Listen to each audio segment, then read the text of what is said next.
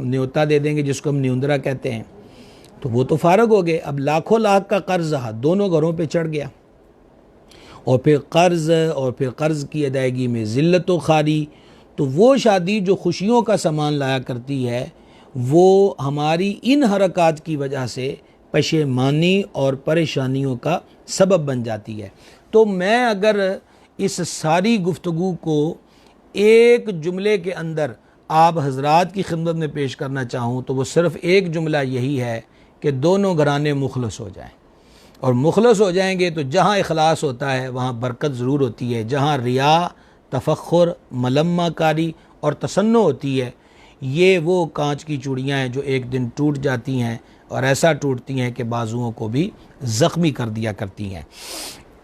तो उस मामले के अंदर आकर इतना ख़र्चा होगा, इतना ख़र्चा होगा, और होता क्या जा रहा है, निकाह लेट से लेट होता जा रहा है, और रिज़ल्ट क्या निकल रहा है, माज़अल्लाह वो बदकारी की ख़बरों में और वाक़यात में इजाफ़ा हो रहा है। आज ही की ख़बर है, मैं मतलब ये है कि यानी हम फैसलाबाद ज़िले में रहते हैं, हमारे बाजू का ज़िला है, सोशल मीडिया पे ये ख़बर आ चुकी है और मुसद्दक़ा ख़बर है, कोई अफवाह नहीं है, कि नौजवान ने तकरीबन अपनी 50 साला माँ का गला घोंट कर उसका कत्ल कर दिया। ये आज की ताज़ा ख़बर है जो मैंने देखी है, मेरे पास, मैंने इसको सोशल मीडिया पे देखा है। सबब क्या बना है कि ख़ानदान ही की लड़की आई हुई थी और वो बुराई के मुर्तकिब थे, और आवाज़ आने पर माँ की आंख खुली है तो उसने डांट डपट पिलाई और लड़की से कहा मैं तुम्हारे माँ बाप को ये बताऊंगी। तो दोनों ने मिलकर माँ का गला घोंट दिया, उसे मौत के घाट उतार दिया। इन्ना लिल्लाहि व इन्ना इलैहि राजिऊन। आप अंदाज़ा कीजिए कि ये माशरे की वो बुराइयां हैं जो इस हद तक ले आई हैं कि माँ और बाप का कत्ल होने लग गया है इन हरकत के सबब। इन बुरी रस्मों ने और इन तकल्लुफ़ात ने हमें इतना ख़राब कर रखा है कि बात इस नहज पर आ गई है। वो माँ जिसके कदमों के नीचे जन्नत है, वो बाप के जिसे हदीस शरीफ में जन्नत का दरमियान वाला दरवाज़ा फरमाया गया है, हमारे झूठ ने, हमारी मलम्मा कारी ने और हमारे दिखलावे ने माशरे को इस नहज पे ला के खड़ा कर दिया है कि जिनके कदमों के तले जन्नत होती है, आज औलाद उनके गले घोंटती हुई और उनके गले काटती हुई नज़र आती है। किससे रोया जाए और किससे शिकवा किया जाए। ए खासाए खासान रसूल वक्त दुआ है, उम्मत पे तेरी आके अजब वक्त पड़ा है। अजीब सूरत हाल का सामना है, कभी ये सोचा भी ना था। माँ बाप के जो हमने हकूक़ के बारे में एक तकरीबन 3 नशिस्तें हमारी हुई थी सिला रहमी की, तो उसमें माँ बाप के बारे में एक हदीस शरीफ ज़िक्र हुई थी कि माँ बाप को गाली देने वाला गाली देने को कबीरा गुनाह फरमा। तो सहाबा इकराम हैरान हो गए कि कोई माँ बाप को भी गाली देगा। तो सदर शरिया रहमत ने वो हदीस लिखकर बयान फरमाया था कि यानी उस वो दौर था कि सुनकर ही, जिसको कहते हैं कि हैरानगी और इस्तेजाब जो है उसमें इजाफ़ा हो गया। और फरमाते आज वो दौर है कि हम ये चीज़ें अपनी आँखों के साथ देख रहे हैं। अल्लाह ताला हमें अपनी पनाह के अंदर रखे। तो बच्चों का बर वक्त निकाह कर दिया जाए, और इसको आसान करने का तरीक़ा यही है कि मुखलस हो जाया जाए और दुनिया को सामने रख कर नहीं, अपनी चादर, अपना दामन, अपनी जेब देख कर 2 घराने आपस में अच्छा फ़ैसला कर लें और निकाह जैसी मुबारक सुन्नत को आसान करें, रस्मों की भींट हरगिज़ न चढ़ाएं। अब चंद हदीस मुबारक सुन लीजिए। ये हदीस मुस्निदुल फिरदौस के अंदर है। हजूर जाने आलम सल्लल्लाहु ताला अलैहि व आलिहि वसहबिहि मुबारक वसल्लम ने इरशाद फरमाया, तुम निकाह के ज़रिए रिज़्क़ तलाश करो। तुम निकाह के ज़रिए रिज़्क़ तलाश करो। अल्लाहु अकबर कबीरा, अल्लाहु अकबर कबीरा। अंदाज़ा कीजिए कि निकाह को रिज़्क़ के हुसूल का ज़रिया बयान किया गया है। दूसरी हदीस समात फरमाइएगा। ये हदीस मुबारक जो है इमाम इब्न अबी शैबा ने मुसन्नफ़ किताबुन निकाह के अंदर इसको नकल किया है कि हुज़ूर पुरनूर सल्लल्लाहु ताला अलैहि वालैहि वसल्लम ने इरशाद फरमा, औरतों से निकाह करो क्योंकि वो तुम्हारे पास अल्लाह ताला की तरफ से रिज़्क़ और माल लाएंगी। वही बात जो पहले ज़िक्र हो चुकी है इस आयत के तहत कि इन यकूनु फ़ुक़रा युग़निहिमुल्लाहु मिन फ़ज़लिही, अगर वो फ़कीर हों तो अल्लाह उन्हें अपने फ़ज़ल से गनी कर देगा। और तफसीरी कौल बयान हो चुका कि मुराद ये है कि मर्द और औरत दोनों का रिज़्क़ जमा हो जाएगा और इससे फ़क़र जो है वो दूर हो जाएगा। तीसरी रिवायत समात फरमाइए, अमीरुल मोमिनीन इमामुल मुत्तकीन सरकार सैयदना अबू बकर सिद्दीक अल अतीक रदी अल्लाह ताला अन्हु ने इरशाद फरमाया, अल्लाह ताला ने जो तुम्हें निकाह का हुक्म फरमाया है तुम उसकी इताअत करो। उसने जो गनी करने का वादा किया है पूरा फरमाएगा। ये अमीरुल मोमिनीन रदी अल्लाह ताला अन्हु तरगीब दे रहे हैं। और फिर ख़ुद आपने वही आयत मुबारक जो अभी मैंने तिलावत की कि अल्लाह ताला इरशाद फरमाता अगर वो फ़कीर होंगे तो अल्लाह उन्हें अपने फ़ज़ल से गनी कर देगा। अमीरुल मोमिनीन इमामुल मुजाहिदीन मुराद मुस्तफ़ा करीम सरकार सैयदना उमर बिन ख़त्ताब फ़ारूक़ आज़म रदी अल्लाह ताला अन्हु ने इरशाद फरमाया, मुझे उस शख्स पे ताज्जुब होता है जो निकाह के बग़ैर गनी होने की कोशिश कर रहा है, हालांकि अल्लाह ताला ने इरशाद फरमाया है कि अगर वो फ़कीर होंगे तो अल्लाह ताला उन्हें अपने फ़ज़ल से गनी कर देगा। एक और रिवायत समात फरमाइए, ये जो रिवायत मैं आपके गोश गुजार कर रहा हूँ किस वजह से, मुफलसी के खौफ से, फलैसा मिन्ना फरमाया वो हम में से नहीं है। कि मुफलसी की वजह से अगर वो इस चीज़ को तर्क कर रहा है वो हम में से नहीं है, वो हमारे तरीक़े पर नहीं है। उनका तरीक़ा क्या है कि वो अल्लाह पे भरोसा रखे। मालिक ने वादा फरमाया है कि अल्लाह तुम्हें अपने फजल से गनी कर देगा। एक साहिब हुजूर पुरनूर सल्लल्लाहु ताला अलैहि वाली वसल्लम की बारगाह अक़दस में हाजिर हुए और हाजिर होकर उन्होंने अपनी तंग दस्ती की शिकायत की। नबी करीम सल्लल्लाहु ताला अलैहि वाली वसल्लम ने फरमाया तुम पर लाजिम है कि शादी कर लो। और इस मौके पर फरमाया मस्कीन है वो शख्स जिसकी बीवी ना हो। अर्ज़ की गई अगर वो गनी व मालदार हो तो क्या इस सूरत में भी मस्कीन है? फरमा हाँ, अगरचे वो माली तौर पे गनी हो। फिर फरमाया मस्कीन है वो औरत जिसका शौहर ना हो। अर्ज़ की गई अगरचे वो औरत गनी हो, कसीर मालो दौलत वाली हो, तब अगरचे वो मालदार हो। कल हमने एक तो आज भी ये रिवायत शामिल हो गई कि उन्होंने अपनी मस्कीनी और माल की कमी की शिकायत बारगाह में पेश की तो हुज़ूर फरमाते निकाह कर लो। और दो रिवायतें ऐसी हज़रत जाबिर और एक और सहाबी पाक रदी अल्लाह ताला अन्हुमा के लिए हमने ज़िक्र की। एक रिवायत मैं आपको और सुनाता हूँ जो मशहूर सहाबी हैं मेरे आका अलैहिस्सलाम के और बड़े बख्तवर सहाबी हैं, हज़रत सैयदना रबिया रदी अल्लाह ताला अन्हु। ये वो बख्तवर सहाबी हैं सरकार अलैहिस्सलाम के जो हुजूर की खिदमत में हाज़िर रहा करते थे और इन्हें वक्त तहज्जुद हुजूर पर नूर अलैहिस्सलाम की बारगाह में वुज़ू का पानी पेश करने की सआदत उज़्मा हासिल थी। ये बड़े कमाल के लोग हुए हैं।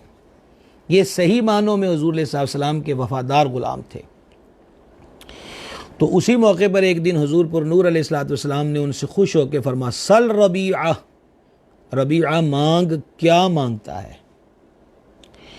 शाख मुहक्किक शाख अब्दुल्लाह मुहद्दिस दहलवी रहमतुल्लाह अलैह के कौल को इमाम आशिक़ां सरकार आला हज़रत अलैहि रहमत ने नकल किया इस हदीस के तहत कि हुजूर का मुतलक़न फरमा देना सल रबीआ, सवाल कर, मांग, ये लफ्ज़ सल बता रहा है कि अल्लाह तबारक व तआला ने अपने तमाम ख़ज़ाइन, अपनी नेमतें अपने महबूब के हाथ में दी हुई हैं, उनके कब्ज़ा व इख्तियार में दी हुई हैं। इनके हाथ में हर कुंजी है, मालिक कुल कहलाते ये हैं सल्लल्लाहु ताला अलैहि व आलिहि वसहबी बारक वसल्लम।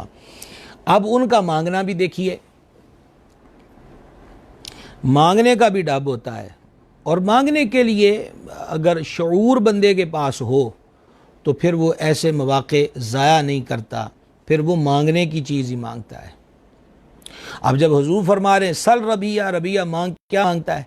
तो वो दुनिया के असबाब मांग सकते थे। अभी अगले जुमलों से आपको पता होगा उनकी माली हालत बड़ी कमज़ोर थी, लेकिन कुर्बान जाइए कि जब मालिक ख़ज़ाइन इलहिया सल्लल्लाहु ताला अलैहि वालिहि वसल्लम ने उनसे सल फरमाया तो उन्होंने सोना चांदी नहीं मांगा, उन्होंने घर नहीं मांगा, उन्होंने को भागात तलब नहीं किए। मांगते तो अता हो जाते, अब उन्होंने क्या मांगा, अस्अलुका मुराफ़क़तक फ़िल जन्नह, ए अल्लाह के प्यारे हबीब अलैहिस्सलातु व तस्लीम, मैं आपसे जन्नत में आपकी रफ़ाक़त मांगता हूँ।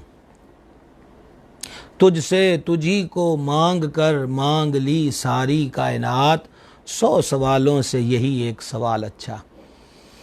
आप चाहिए मुझे, आपका क़ुर्ब और नज़दीकी चाहिए जन्नत के अंदर। तो नबी इस एक सवाल में कितनी बड़ी चीज़ उन्होंने मांगी है, सरकार की रफ़ाक़त जन्नत के अंदर। हुज़ूर सल्लल्लाहु अलैहि वसल्लम ने उनकी अर्ज़ को सुनकर ये नहीं फरमाया कि तुम कितनी बड़ी चीज़ मांग रहे हो, मैंने तो कोई मामूली को 2-4 दिरहम दिनार की बात, मेरी मुराद तो ये थी, हरगिज़ नहीं। फमा वग़ैर ज़ालिक, कुछ और भी चाहिए। अर्ज़ की जिसे ये मिल जाए फिर उसे और क्या चाहिए। तो खैर हज़रत रबीआ रज़ियल्लाहु ताला अन्हु फरमाते हैं कि एक दिन मुझसे नबी पाक अलैहिस्सलातु वस्सलाम ने इरशाद फरमाया, रबीआ शादी कर ली तुमने? अर्ज़ की नहीं। फमा क्यों नहीं करते? अर्ज़ की हुज़ूर उसकी पहली वजह यह है कि मैं आपकी खिदमत अक़दस में रहता हूँ और मैं नहीं चाहता कि शादी के मामलात में मुब्तला होकर आपकी खिदमत अनवर से दूर हो जाऊँ। मैं बारगाह की हुजूरी चाहता हूँ, इस दरगाह की मुलाजमत चाहता हूँ और इस बारगाह की खिदमत पर मामूर रहना चाहता हूँ। मुझे ये जो शर्फ़ व नेमत हासिल है मैं ये छोड़ना नहीं चाहता सरकार। और दूसरी वजह हुजूर ये है कि मेरे पास माल नहीं है। हुजूर पर नूर अलैहिस्सलाम ने सुकूत फरमाया, उनकी इस अर्ज़ पर कुछ ना फरमाया। एक दिन फिर सरकार करीम अलैहिस्सलाम ने उनसे फरमाया, रबिया शादी की? अर्ज़ की नहीं। फमा क्यों नहीं करते? अर्ज़ की हुजूर खिदमत वाला में हाज़िर रहता हूँ, बारगाह की मुलाजमत हासिल है मुझे, इस नौकरी पर बादशाही को भी ठुकरा दिया जाए, और दूसरा हुजूर मेरे पास माल नहीं है। सरकार ने फिर सुकूत फरमाया। हज़रत रबिया रज़ियल्लाहु ताला अन्हु फरमाते हैं, मेरे जहन में ख्याल आया कि मेरी अपनी सोच है पर हुजूर जो फरमा रहे हैं वही बेहतर बात है। सरकार जो मुझसे 2 बार इस्तिफ़सार फरमा चुके हैं, सरकार जो जानते हैं वो हम तो नहीं जान सकते। अब मुझसे हुजूर इरशाद फरमाएंगे तो फिर मैं सरकार की बारगाह में अर्ज़ कर दूंगा। चुनाचे तीसरी बार इरशाद हुआ, शादी की? अर्ज़ की नहीं। फमा क्यों नहीं करते? अर्ज़ की फिर आप कर दें जो आपका हुक्म आली हो उसके मुताबिक। तो नबी पाक अलैहिस्सलाम ने सुनकर फरमाया कि फ़लाँ कबीले के फ़र्द के पास जाओ और हमारी तरफ से कह दो कि हमने तुम्हारी जो निकाह है वो उसके साथ कर दिया। हुजूर मालिक हैं। अब अंदाज़ा कीजिए उस शादी का एहतमाम क्या हुआ। जो मैंने अभी आपकी शुरू गुफ्तगू में तवज्जो दिलाई है कि हम मुखलस हो जाएं तो काम मुश्किल कोई नहीं रह सकता। हमारे अंदर से ये मलम्मा कारी निकल जाए तो काम मुश्किल कोई भी नहीं रहता। साफ़ हो जाएं, साफ़ गो हो जाएं, ज़ाहिर व बातिन साफ़ हो जाए, सच्चाई और सदाकत पर आ जाए तो कोई काम भी दुनिया का मुश्किल नहीं हो सकता। ये झूठ है जो हमें आगे नहीं बढ़ने देता, ये दिखलावा है, रिया है जो हमें किसी मंजिल की जानिब जाने नहीं देता और हम तरह तरह की आफ़तों और मुसीबतों में माज़अल्लाह मुब्तला हो जाते हैं। तो हुजूर पर नूर अलैहिस्सलातु व तस्लीम ने हक़ महर क्या मुकर्रर किया? 1 खजूर की गुठली के बराबर सोना, और उनके वलीमे का एहतमाम क्या करवाया? ख़ुद नबी पाक अलैहिस्सलाम ने हज़रात सहाबा किराम अलैहिम रज़वान को रग़बत दी कि रबिया के वलीमे का इंतज़ाम करो, और सब ने मिलकर एक मेंढे का एहतमाम किया और वो इनकी दावत वलीमा थी। अहबाब ज़ी वक़ार, आप गौर कर रहे हैं कि शादियाँ यूँ भी हुआ करती थी, और कौन कर रहे हैं? जिनके पास रब ने ख़जानों की चाबियाँ जिनके सुपुर्द फरमाई हुई हैं, जिनको सब कुछ अता फरमाया हुआ है। तो इसलिए समझना चाहिए। अच्छा, अब यह कि पैरों पे खड़ा हो जाए, पैरों पे खड़ा हो जाए, एक बात समझने की है, ज़रूर पैरों पे खड़ा करना चाहिए, ज़रूर उनको किसी बेहतर रोज़गार, हसूल आमदन के किसी बेहतर मनसब की तरफ ले जाना चाहिए। रिज़्क़ हलाल कमाने के जो मौक़े हैं उनके लिए माँ बाप को कोशिश करनी चाहिए। लेकिन एक बात ये भी हकीकत है कि हमारी अक्सरियत ऐसी होती है कि जब उनके कंधों पर ज़िम्मेदारी आयद हो जाए तो लापरवाही की आदत ख़त्म हो जाती है। वो जो फिरना फिराना और बस बाहर फिरते रहे या फिर खेल कूद के अंदर मसरूफ़ रहे और टोलियों में बैठे रहे, चौकों चौराहों में बैठे रहे, कोई काम की तरफ तवज्जो ही नहीं है। और अमूमी तौर पर वीडियो गेम्स के अड्डों पर, बिलियर्ड क्लब के अड्डों पर, चाय के खोखों पर, कंटीनों पर, फास्ट फूड की दुकानों पर, गली मोहल्लों की नुक्कड़ों पर ये जो गौल के गौल बैठा करते हैं, ये सारी वेली टीमें होती हैं जो जमा हो जाती हैं। और फिर क्या होता है जनाब, वो कहते हैं खरबूजे को देखकर खरबूजा रंग पकड़ता है। तो जब सारे ही हम नवाला हम प्याला हो जाएं कि वो आवारगी की तरफ उतरे हैं, तो उस माहौल के अंदर किसी का ज़हन कब बनेगा कि ज़िम्मेदारी है।